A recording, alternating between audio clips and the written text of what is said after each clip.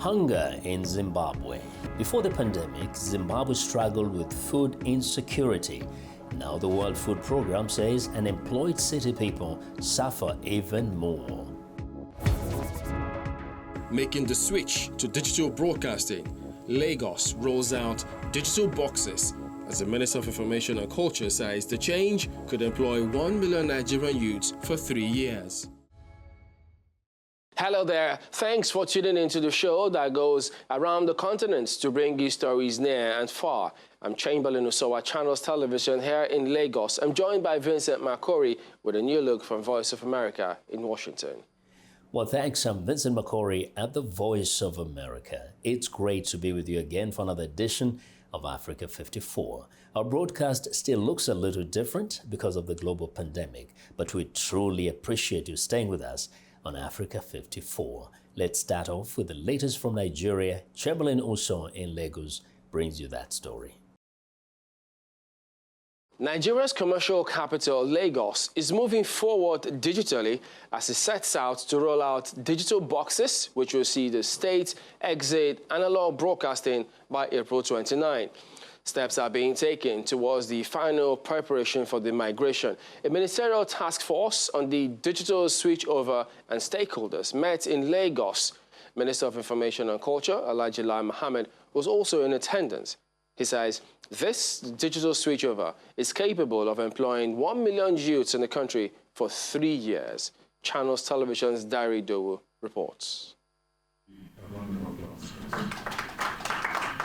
A switchover from analog to digital is the common target here, and regulators, media owners, content providers all have a role to play in ensuring a smooth sail of the process. I appreciate all of you for showing faith in this project. The switch on in Lagos is without doubt strategic. The state is Nigeria's media capital, and if all goes according to plan, a workable template might be in place. The Director General of the National Broadcasting Commission, NBC, is appealing to signal distributors and channel owners to ensure that all necessary procedures and installations are ready before the set date. I know you will justify as manufacturers the huge confidence imposed in you by the government and the NBC. And we appeal that you make the boxes available and affordable. I'm glad Mr. Mirza made the point earlier. I must commend and appreciate broadcasters who are already giving the switch on the needed publicity. The Minister for Information and Culture says there are amendments made to boost job creation through local content and curb anti-competitive tendencies. We have amended the code to curb monopoly and exclusivity of program content in order to create room for the local industry to grow. The National Broadcasting Commission has licensed over 30 Nigerian paid TV companies, but only one is currently struggling to survive. This is not acceptable. The monopolies exclude very Nigerians from enjoying or having access to premium content, especially in the areas of sports and entertainment. The journey of Nigeria's digital migration started in 2016 with a pilot rollout in Jos, but financial and technical issues have stalled the process. Now the federal government hopes to put the setbacks behind as it gradually moves towards achieving the transition. Dari Idowu, Channels Television News. Joining us now for more on this matter is Professor Armstrong Idachaba, the Director General of the National Broadcasting Commission. Thank you for joining us on the program. Let's begin with what the emergent opportunities are for this digital switchover and what it will bring to the Nigerian broadcast industry. Thank you very much. Indeed, the benefits, the potential benefits, as we have often stated, are quite revolutionary, and they are multi-dimensional and multifaceted. First of all, and principal value is that it will enhance communication abilities for Nigerians, especially those at the lower rung of society, those that are without the critical material access to funds, but are also entitled to information and diversity of information and pluralism. They are going to be moved up the digital ladder in the sense that with the digitization of broadcasting, they will be entitled, and indeed they will enjoy diversified programming content. It means they have opportunity for more access to information.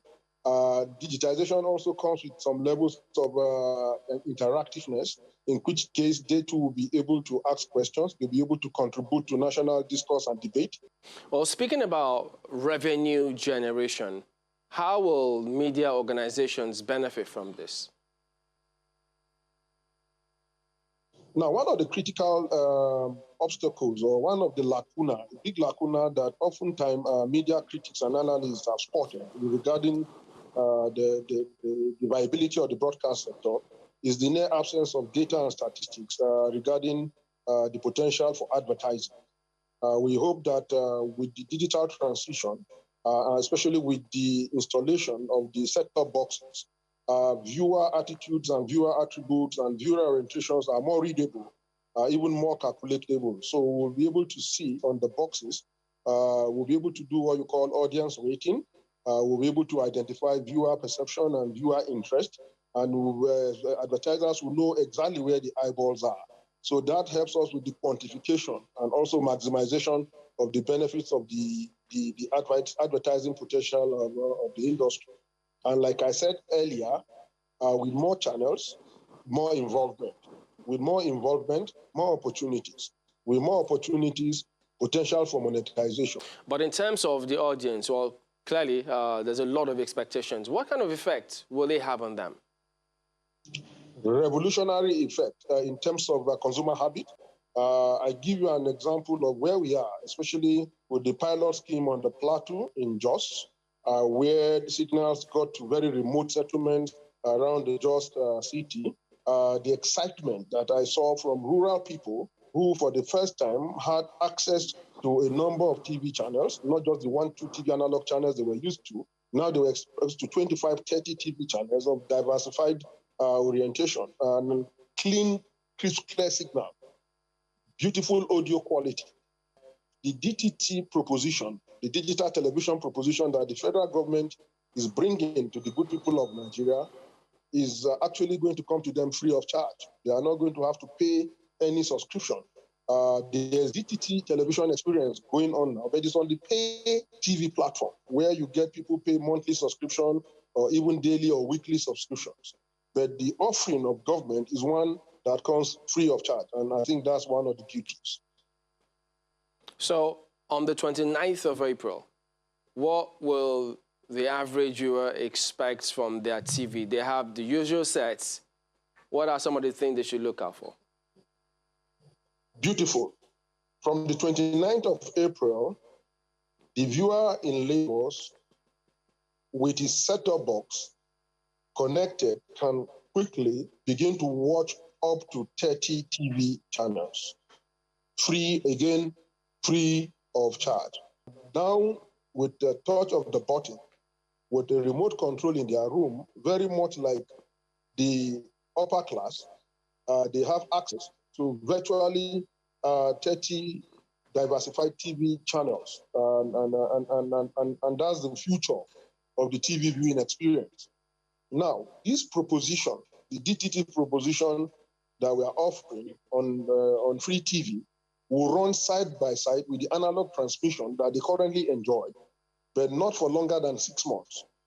We hope that in 6 months' time, after the 29th of April, we are going to ask all broadcast stations operating in Lagos to switch off their analog transmitters, because by the new ecology, no broadcaster is supposed to transmit his own program. We have licensed 2 companies. These 2 will be driving transmission for all the stations in Lagos. Those 2 channels, what we call signal distributor companies, signal distributor companies, will be the one to offer the transmission. All right, and definitely exciting times for the broadcast industry in Nigeria.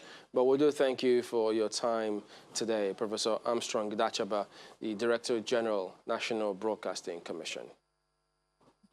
Thank you so very much, and I thank you for your continued support for the transition. Thank you so very much. Thank you.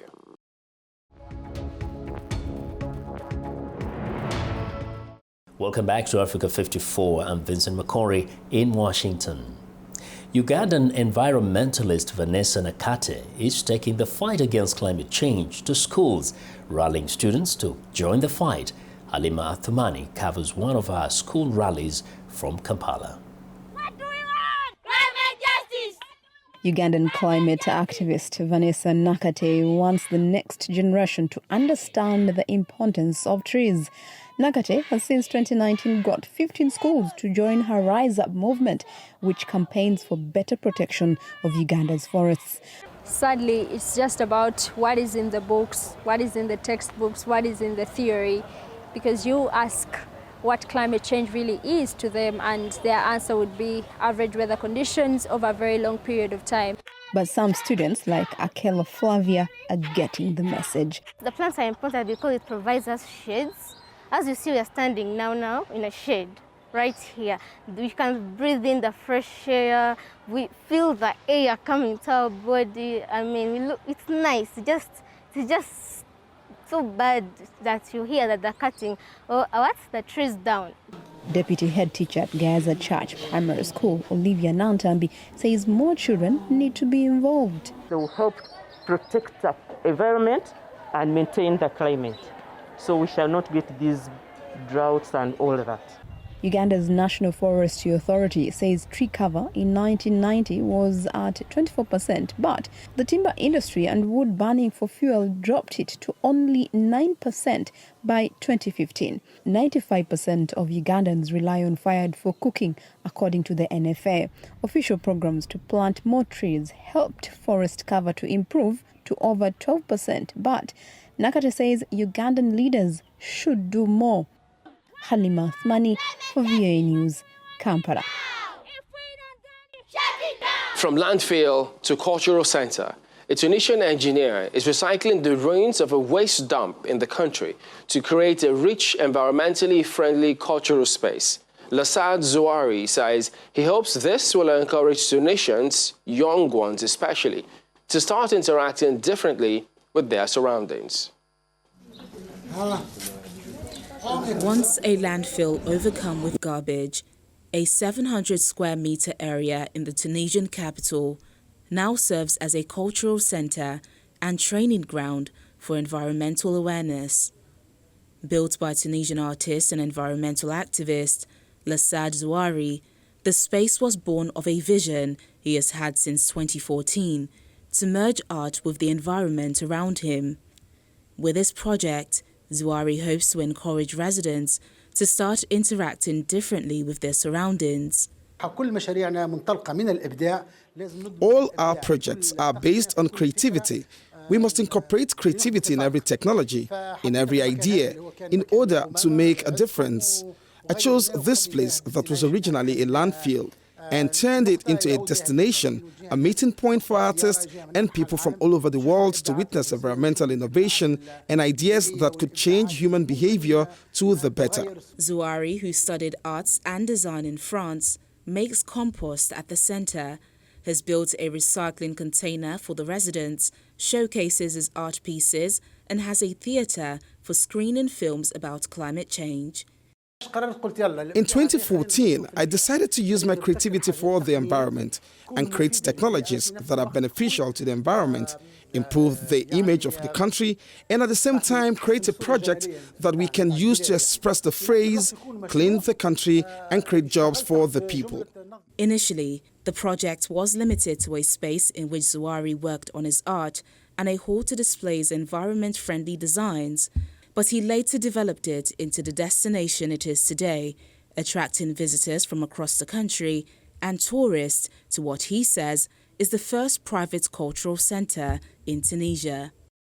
It's time now for a short break, and as we do, we remind you to visit our website, channelstv.com, for news and programming around the clock. You can also find us at youtube.com/channelsweb. Still to come on the program, Egyptian Acapella artist Zayed Ibrahim raises spirits by raising his voice in song.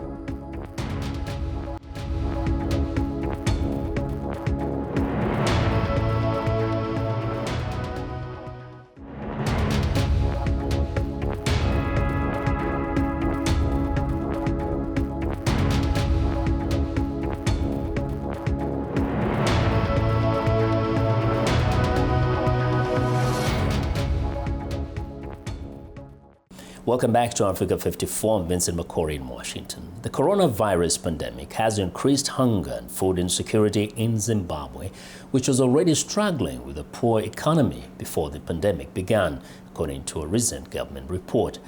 The World Food Programme says the problem is especially acute for unemployed urban dwellers. Columbus Mavunga reports from Harare. The government report called Zimbabwe Vulnerability Assessment says about 2.4 million locals in the country's urban areas are struggling to meet their basic food needs because of lockdowns to contain the spread of COVID-19. Murambiwa Simon Mushongorokwa used to get casual factory jobs before the pandemic hit Zimbabwe. I used to get about $30 a week. It was not enough for my needs. But when the lockdown came, it got worse until I started growing mushroom. He uses forage from his backyard, corn and sorghum field to grow the mushrooms. He says he now gets about $5 a week from selling it and uses some for consumption with his wife and 5 dependents. Simon Julius Kufakwevanu, an official from a local NGO, has been teaching people in this poor suburb to grow mushrooms. Before the introduction of mushroom growing farming in this area, it was very tough for people in this community to survive because of the lockdown and so forth. But now, when Switchover brought in the mushroom growing, it's changing because you can now buy something. You are now able to go to the shops and buy mini meal, buy sugar and so forth. The World Food Programme says it is looking for more ideas and resources to help 550,000 people like Mushongorokwa in urban areas get basic food for survival. COVID-19 has not only wiped lives, it has wiped livelihoods as well. The number of people who are unable to put food on their table in Zimbabwe's urban areas has increased from 30% during the same period in 2019 to 42% right now. Zimbabwe government says it is giving about $12 a month to families affected by lockdowns.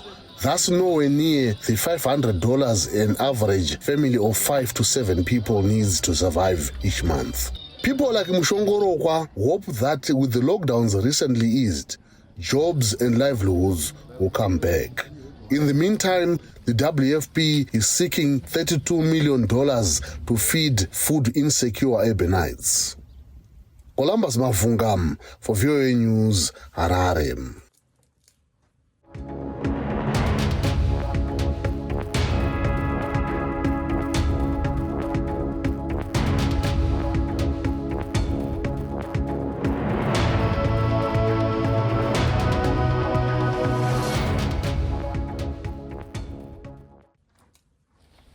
In Egypt, 22-year-old Acapella artist is spreading joy with his music in the streets of Cairo. Ziad Ibrahim, an Alexandrian musician, performs music with just his mouth and voice, much to the enjoyment of passers-by. Have a look.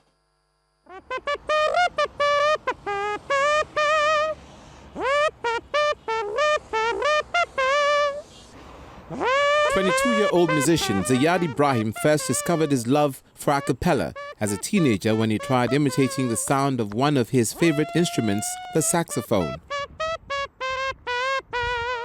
From the age of 16, the Alexandrian musician began watching videos on social media, learning tricks and techniques of the genre from others around the world.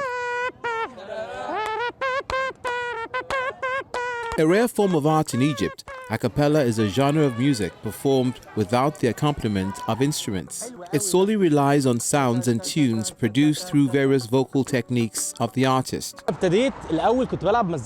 sing a genre called acapella. Acapella is a new genre for many people in Egypt, so I try to add it, include it in Egypt so that it gets its due respect. Acapella is a wonderful art. It is playing without instrument. If there's an instrument, you can play it, but without the instrument, it would be a cappella, which comes out of the mouth. The young singer goes by the nickname Dr. Al-Mazika, or the Music Doctor. He sings in public spaces around Cairo and Alexandria, where people regularly gather and watch. At first, I was playing music in tunnels, in the streets, on the tram, and everywhere that I can simply reach people. It was something odd and controversial, so I tried to be special amongst everyone in the way I look, act, and dress, in doing something that others don't do.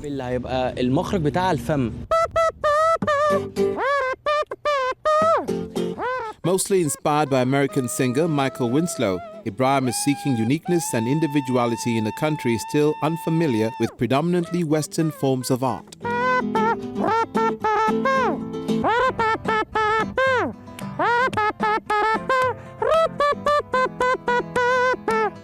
The northern white rhino is on the brink of extinction. Poachers decimated the population, but now science has a chance to bring it back. VOA's Arasha Rabasadi reports. Najin and Fatu are the last two northern white rhinos known in existence. Scientists racing against time may have just found a way to save the world's most endangered mammal. On the 12th of December, we did an oocyte collection where we harvest 14 oocytes. That was the highest number we ever got from a rhino, and we were extremely happy about that outcome. Thomas Hildebrandt heads reproduction management at the Leibniz Institute for Zoo and Wildlife Research in Berlin. After scientists retrieved the record 14 eggs from Fatu, they combined them with frozen sperm from dead males of the species. And on Christmas Eve, they added 2 new embryos to the other 3 they already had frozen, bringing the grand total to 5. Hildebrandt says he's confident they can produce a calf from at least 1, but the clock is ticking. We are quite under time constraints because we want really a transfer of the social knowledge from the last 2 existing northern white rhinos to a calf. That means we have to produce a calf under the next 2-3 years. The 5 embryos are now stored in liquid nitrogen, waiting for transfer to a surrogate mother from the southern white rhino, a subspecies numbering around 18,000. Scientists hope to deliver the first calf in 3 years and a wider population in the next 2 decades, bringing the species back from the brink of extinction. Arash Arabasadi, VOA News, Washington. And that's our show for today. You can find all the continent's top news and world news online at voaafrica.com. Check it out. I'm Vincent Makori in Washington. Channels Television has our last word from Lagos. We look forward to bringing you another show next week. Remember, channelstv.com is your source for news and other programming. I'm Chamberlain Osor. Thank you for watching. Goodbye.